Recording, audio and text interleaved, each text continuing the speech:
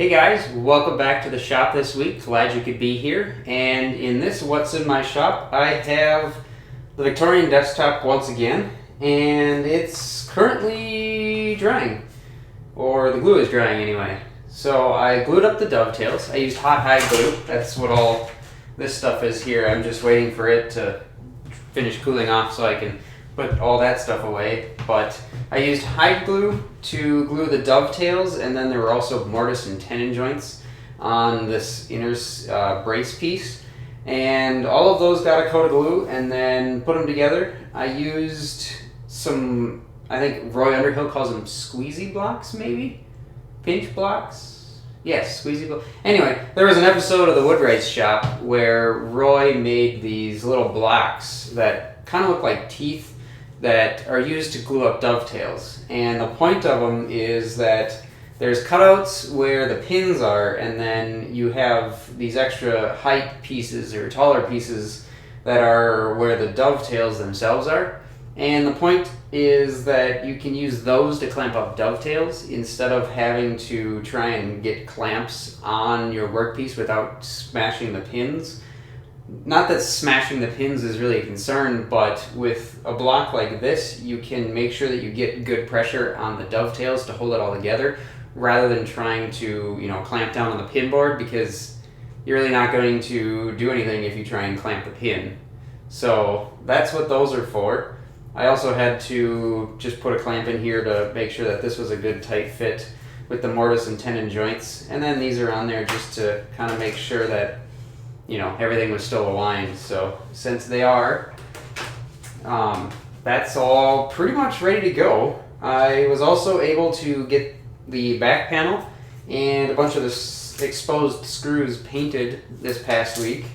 And I know it probably looks black from way back here, but it is actually kind of a metallic finish.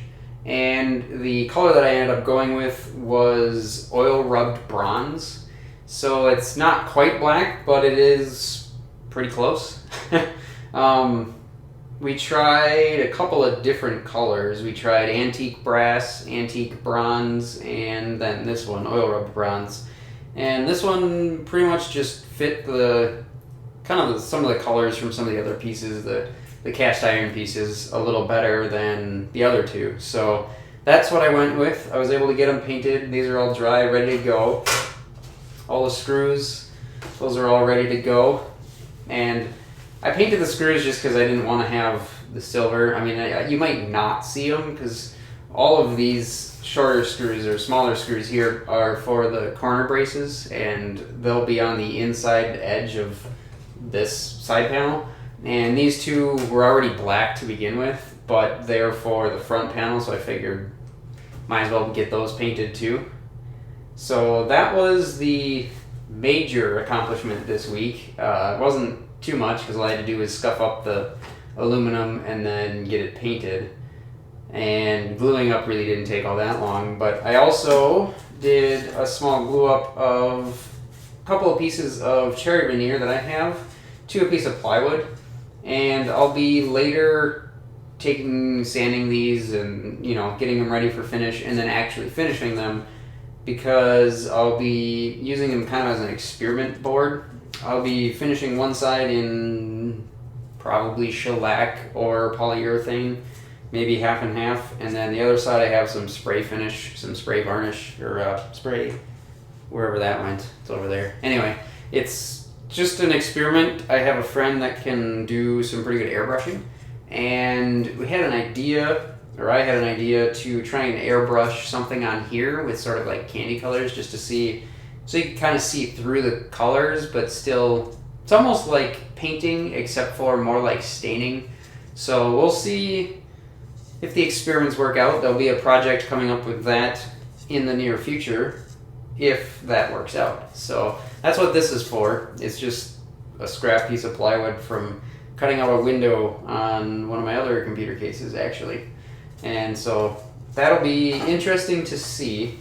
He's got a couple of other pieces of the cherry veneer as well, and we tried shooting some clear coat on it, some of his clear coat, and he'll try painting over that, and then clear coating over that, and see what what we can come up with. So I think that's about it. It's a pretty short update. I did get a new plane, but it's a Sigley number 6, so it kind of matches my 7. I haven't really done anything with it yet. I got it yesterday, so that's kind of why. That might show up as a refurb in a future shop update, but I guess I don't really have a whole lot else. Oh, and I almost forgot. The other thing actually this week was that I got those side vents done for the computer that we were talking about. I don't really have any pictures of those. I'll see if I can dig some up from other sources, but those got done, epoxied together, and are now waiting to be painted. And then I also helped a friend this past weekend work on their computer case mod. I guess it's kind of not really part of my shop, really, but he brought that down. I helped him kind of shorten up, clean up a couple of wires, get some stuff soldered together, made some power supply cables. Still a lot more power supply cables to make, but those are relatively easy, just kind of mundane and just time consuming. And then we got all of the acrylic tubing bent for that, and pretty much had the loop ready to go. There was a slight mishap, and we forgot the I/O shield installing. Actually, we forgot it up in Fargo, but anyway, so we never actually filled the loop and ran it, just because we weren't quite sure that we really wanted to fill it and then have to drain it right away to put the I/O shield in for the motherboard. But anyway, that was the rest of my weekend. So with that, that's all I've got for this past week. So as always, thanks for watching. Questions and comments always appreciated, and I will catch you later.